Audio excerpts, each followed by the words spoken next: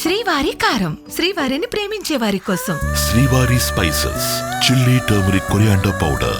శ్రీవారి కారం, శ్రీవారిని ప్రేమించే వారి కోసం. ఇవాళ నేను గతంలో కూడా అనేక సందర్భాల్లో ఒక హోంశాఖ సహాయ మంత్రిగా నేను అప్పీల్ చేయడం జరిగింది. తుపాకీ ద్వారా రాజ్యాధికారం అనేది సాధ్యం కాదు. ఇన్ని సంవత్సరాలు తుపాకీ పట్టుకొని ఎస్సీ సామాజిక వర్గానికి సంబంధించిన పేద ప్రజలను చంపి, పోలీసు వాళ్ళని చంపి, మా కార్యకర్తలను చంపి, ఇక్కడ ప్రతాప రామకృష్ణ మీ ముందే మీకే నిలువెత్తు నిదర్శనం. ప్రతాప రామకృష్ణానికి డబ్బులు ఆయన భారతీయ జనతా పార్టీ కార్యకర్త. ఆయన ఏ రోజు ఇన్ఫార్మర్ కాదు, ఎవరిని ఇబ్బంది పెట్టలే. ఈయన మీద కాల్పులు జరిపినప్పుడు చనిపోయే పరిస్థితిలో ఇవాళ వెంటిలేటర్ మీదకి పోయి తిరిగి ప్రాణాలతో తిరిగి వచ్చాడు. ఇటువంటి కార్యకర్తలు చాలా మంది ఉన్నారు. భారతీయ జనతా పార్టీ కార్యకర్తలు, త్యాగం చేసిన కార్యకర్తలు చాలా మంది ఉన్నారు. మా కార్యకర్తలను దేనికోసం చంపినంటే జాతీయ జెండా ఎగిరేయద్దని చెప్పి సమాజ్ జర్మనీ చంపాడు. ఇది కరెక్టా చెప్పండి? తుపాకీ గుట్టం పట్టుకుని నక్సలైట్స్, మావోయిస్ట్ భావజనం చెప్పాలి. జాతీయ జెండా, భారతదేశంలో జాతీయ జెండా ఎగిరేయడం తప్ప. జాతీయ జెండా ఎగిరేసిన వాడు భారతీయుడు అవుతాడా? 15th August రోజు, 26 జనవరి రోజు నల్లా జెండా ఎగిరేసినప్పుడు భారతీయుడు అవుతాడా? నల్లా జెండా ఎవరు ఎగిరేయాలి? పాకిస్తాన్ లో బంగ్లాదేశ్ వచ్చి జెండా ఎగిరేద్దనాలే. పాకిస్తాన్ లో బంగ్లాదేశ్ వచ్చి నల్ల జెండా ఎగిరేమనాలే. మరి ఇది ఏ సిద్ధాంతం? ఇది ఏ దేశానికి సంబంధించిన సిద్ధాంతం?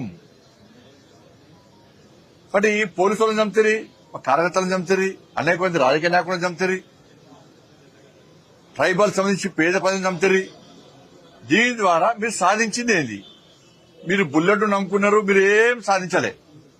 మీరు సాధించింది ఏంటంటే మీకు అనవసరంగా ప్రాణాలు తీసుకున్నారు. మీరు జంగల్లో ఉండి. మేము బ్యాలెట్ నమ్ముకున్నాం. మీకు మాకు యుద్ధం అదే ఇన్ని సంవత్సరాలుగా. సిద్ధాంతపరంగా వైరుధ్యాలు. మీరు బుల్లెట్ నమ్ముకున్నారు, మేము బ్యాలెట్ నమ్ముకున్నాం. మమ్మల్ని మా ప్రాణాలు తీసారు. మీరు మాతో పాటు పేద ప్రజలు ప్రాణాలు తీశారు. ఇలా మేము ఏం చేస్తాం? ఈ దేశంలో ముచ్చటగా 3వసారి భారీ మెజార్టీతో ప్రజల ఆశీర్వాదంతో, ఈ దేశ ప్రజల ఆశీర్వాదంతో నరేంద్ర మోడీ గారి ప్రభుత్వం, భారతీయ జనతా పార్టీ ప్రభుత్వం అధికారంలోకి వచ్చినాం. పేద ప్రజలకు సేవ చేయడం లక్ష్యంగా మేము వచ్చినాం.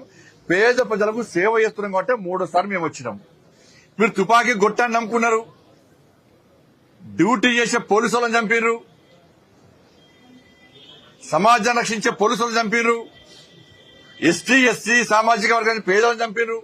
ఏం సాధించారు? ప్రాణాలు కోల్పోతున్నారు. మీరు ఇవాళ దేశంలో ఉన్నది ఆషామాషి ప్రభుత్వం కాదు, నరేంద్ర మోడీ గారి ప్రభుత్వం. మేము మళ్ళీ చెప్తున్నాం, తుపాకీ ఉండాల్సింది బార్డర్ లో ఉన్న జవాన్ దగ్గర, సమాజాన్ని రక్షించే పోలీసుల దగ్గర. వీళ్ల దగ్గర తప్ప వేరే వ్యక్తులకు తుపాకీ ఉండడాన్ని నరేంద్ర మోడీ గారి ప్రభుత్వం సహించదు, దానికి క్షమించదు, దానికి అనుమతులు ఇవ్వరు. కాబట్టి ఇవాళ లొంగిపోవాలని చెప్పి మా కేంద్ర హోంశాఖ మంత్రులు అమిత్ షా గారు పిలుపునిచ్చారు. అమిత్ షా గారు ఒక మొండి పట్టుదలతోని ఈ సమాజాన్ని రక్షించాలి, ఈ దేశాన్ని రక్షించాలని చెప్పి ఒక లక్ష్యంతో, పేద ప్రజల ప్రాణాలు కాపాడాలని చెప్పి ఒక లక్ష్యంతో ఇలా అమిత్ షా గారు ఒక నిర్ణయం తీసుకున్నారు. లొంగిపోండి, తుపాకీ గొట్టం ద్వారా మీరు ఏం సాధించలేరు, సాధించబోరు, ఇంతవరకు ఏం సాధించలేరు, మీరు ప్రాణాలు తీసుకోకండి, లొంగిపోండి, మావోయిస్టులను అంతం చేయడమే మా లక్ష్యం, మావోయిజం ఈ దేశంలో పనిచేయదు అని చెప్పి కరాఖండిగా చెప్పి ఇలా మావోయిస్టులకు అవకాశం ఇచ్చారు. ఇలా అవకాశాన్ని సద్వినియోగం చేసుకోవాల్సిన అవసరం ఉన్న సందర్భంలో కొంతమంది మొండి పట్టుతోని, తప్పుడు ఆలోచనలతోని వాళ్ళు ప్రాణాలు తీసుకుంటున్నారు. ఇలా మన ఛత్తీస్గఢ్ లో లొంగిపోయారు. ఛత్తీస్గఢ్ లో ఎస్టీ సామాజిక వర్గానికి సంబంధించి మైనర్ అమ్మాయిలు, చిన్న అమ్మాయిలు, అభయ శుభం జరిగిన అమ్మాయిలకు మీరు తుపాకులు ఇచ్చి ఏం సాధిస్తారు చెప్పండి? దాని ద్వారా తుపాకులు ఎవరు చంపడానికి? రాండి, సమాజం రండి, సమాజం మార్పు కోసం ప్రయత్నం చేయండి, అందరితో మాట్లాడండి. తుపాకీ పట్టుకొని మీరు కాల్స్తా అంటే ఇది క్షమించే ప్రభుత్వం, నరేంద్ర ప్రభుత్వం కాదు. ఇలా మనం ఛత్తీస్గఢ్ చూస్తుంటే చిన్న చిన్న అమ్మాయిలు తుపాకులు పట్టుకొని లొంగిపోతే వాళ్ళ భవిష్యత్తు ఏం కావాలి? వాళ్ళ భవిష్యత్తు నాశనం చేసేవాళ్ళు మీరు. వాళ్ళ తుపాకులు ఇస్తారా వాళ్ళ చేతికి? ఇలా చదువుకునే అమ్మాయిలు, కలం బట్టి రాసే అమ్మాయిలు, వాళ్ళ కుటుంబాలు రోధిస్తున్నాయి.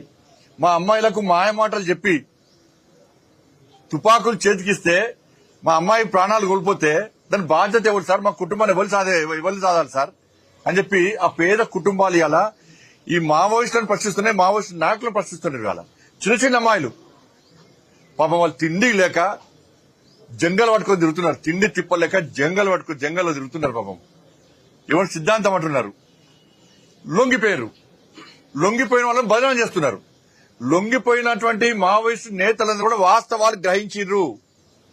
మేము జంగల్లో ఉండి సిద్ధాంతం కోసం పనిచేస్తున్నాం, మా ప్రాణాలను పణంగా పెట్టి సిద్ధాంతం కోసం పనిచేస్తున్నాం.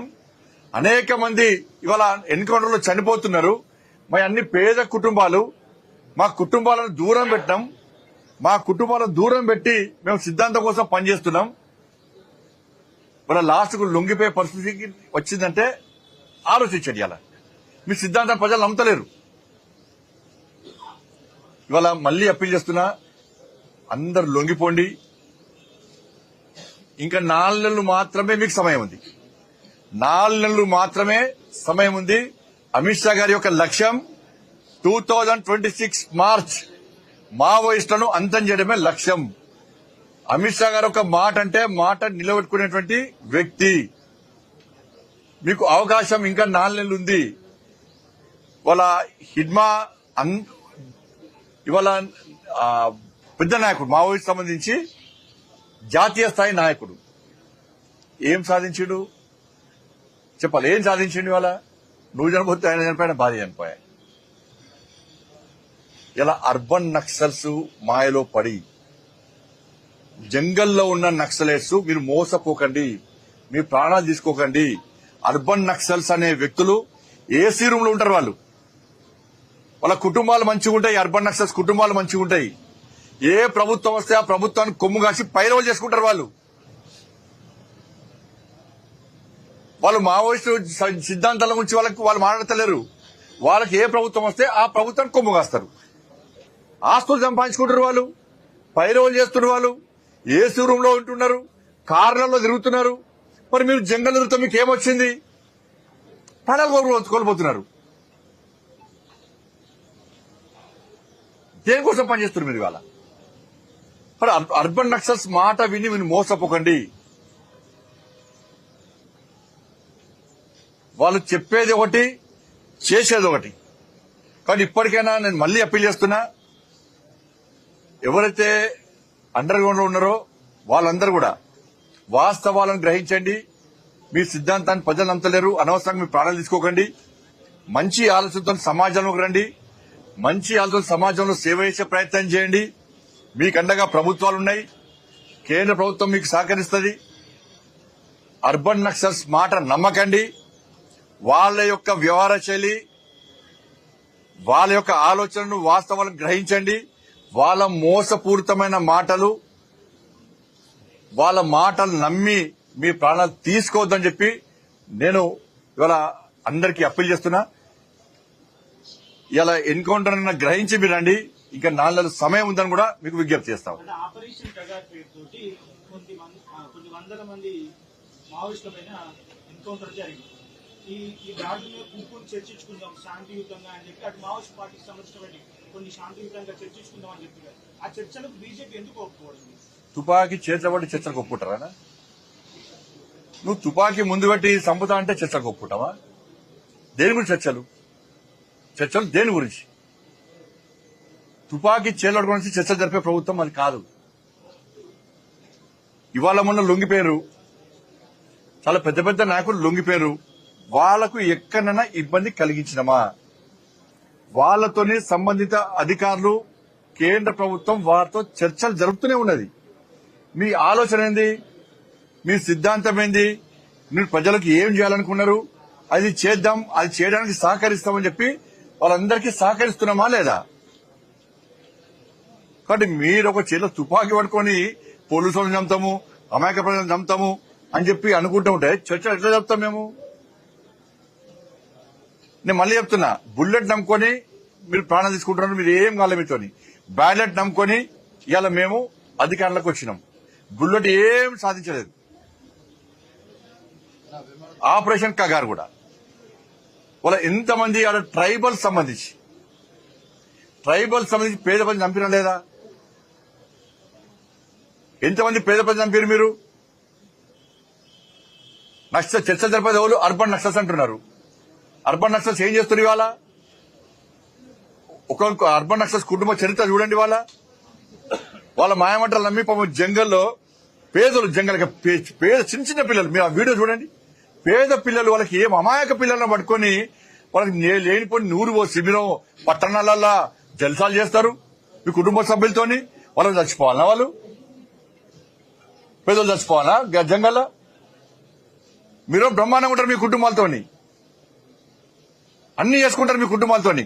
కానీ జంగల్లో మాత్రం నక్సలైట్స్ మావోయిస్టుల పేరుతో, సిద్ధాంతం పేరుతోని పేద యువకులను మోసం చేసి వాళ్ళని చంపుతారా మీరు? వాళ్ళు చావు కారకులు. పేద ప్రజల మావోయిస్టుల పేరుతోని జంగల్లో ఉన్న పేద యువకుల చావులకు కారకులు అర్బన్ నక్సల్సే. నేను మళ్ళీ చెప్తున్నా, నక్సల్స్ ఎంత ప్రమాదకరమో ఆ నక్సల్స్ కు సపోర్ట్, మావోయిస్టులకు సపోర్ట్ చేసినటువంటి వ్యక్తులు కూడా చట్టరీత్యా నేరస్తులే, ద్రోహులైన విషయాన్ని స్పష్టం చేస్తున్నారు. ధన్యవాదాలు.